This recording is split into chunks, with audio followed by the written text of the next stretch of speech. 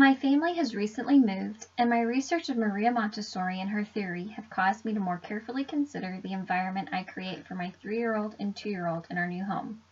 Components of Montessori's theory that stood out to me in my research as something I could integrate into our new home are an orderly and child-sized environment with tools that children can actually use, the want and need for children to care for themselves and their environment, and that opportunities for children to do real work over pretend work instilled competence in children. In our old home, many materials were not accessible to my children, and their ability to do real work and learn to care for themselves was hindered. So I will take you on a visual tour of some of the modifications I've made in my new home to make our environment more reflective of Montessori's theory. Let's begin in the bedroom my children share. When creating their room, I wanted to be sure to allow for adequate space for them to play and explore.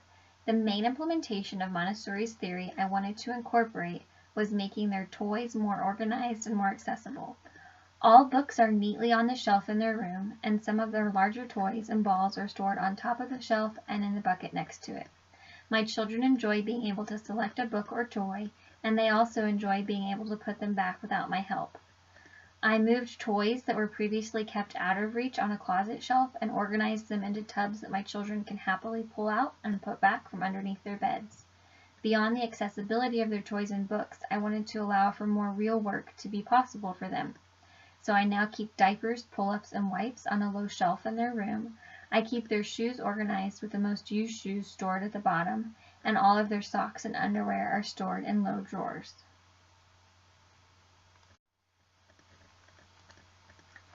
In their bathroom, I tried to provide more real work to be accomplished by my children.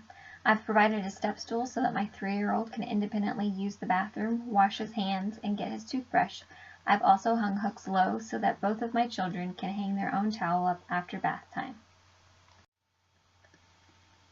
Continuing on into the living room, I have included a toddler-sized recliner as part of our furniture arrangement, rather than shoving it in a corner. And I've also made our movies more accessible to my children by no longer locking the cabinet. This provides them with the freedom to choose what they would like to watch when we have the opportunity to watch a movie. Finally, in our kitchen, I now keep a bucket on the lowest shelf with snack choices for each day. This allows my children to independently access and choose a snack without my help. I also provide my children with plates, cups, bowls, and silverware that are smaller than average and easier for them to use. While these changes are not huge in appearance, they have been huge in the impact on the competence and learning of my children. They find great joy in being independent of me for certain tasks. They love contributing to some real work in our home, and their confidence to attempt to do things themselves has increased as well.